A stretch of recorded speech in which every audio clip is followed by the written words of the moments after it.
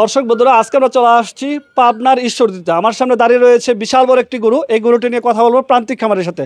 আসসালামু আলাইকুম চাচা। ওয়ালাইকুম আসসালাম। চাচা কেমন আছেন? আলহামদুলিল্লাহ ভালো আছি। আপনার হাতে সুবিশাল একটি গরু দেখতে পাচ্ছি, এটা কি জাতের গরু? এটা শাহিয়াল গরু। শাহিওয়াল জাতের গরু। জি। আচ্ছা, যারা এরকম বড় বড় গরু লালন পালন করে তারা কিন্তু গরুকে অনেক সুন্দর সুন্দর নাম দিয়ে থাকে।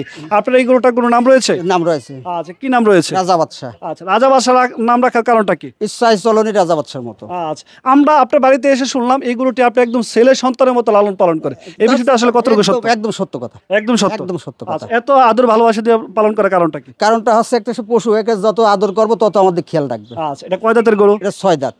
বর্তমান ওজনটা রয়েছে কতটুকু? এটা 900 কেজি প্লাস আছে। 900 কেজি প্লাস। জি, আনুমানিক। আচ্ছা, আসন্ন 2025 কোরবানিকে কেন্দ্র করে তো এই গরুটা লালন পালন করে। জি জি জি জি। আচ্ছা, কত টাকা দাম চাচ্ছেন? আমি 9 লক্ষ টাকা দাম চাচ্ছি। 9 লক্ষ টাকা হচ্ছে চাওয়া দাম। চাওয়া দাম, হ্যাঁ। তারপরে তো আলোচনা করা হ্যাঁ, অল্প সীমিত আলোচনা আছে। আচ্ছা, আঙ্কেল, যদি আপনার এই ভালোবাসার গরুটি বিক্রি হয়ে যায় খারাপ লাগবে না? খারাপ লাগলে কিছু করার নাই, তারপরে বিক্রি করে দিতে বিক্রি হবে। করে দিতে হবে। হ্যাঁ, আচ্ছা, এই বছর যদি এই গরুটি ন্যায্য দামে বিক্রি করে দেয়, ভবিষ্যতে কি এরকম বড় গরু পালন করার চিন্তা ভাবনা আছে? সামনের বছর ইচ্ছা আমার মনে হয় কমা হবে না, ভালোই হবে।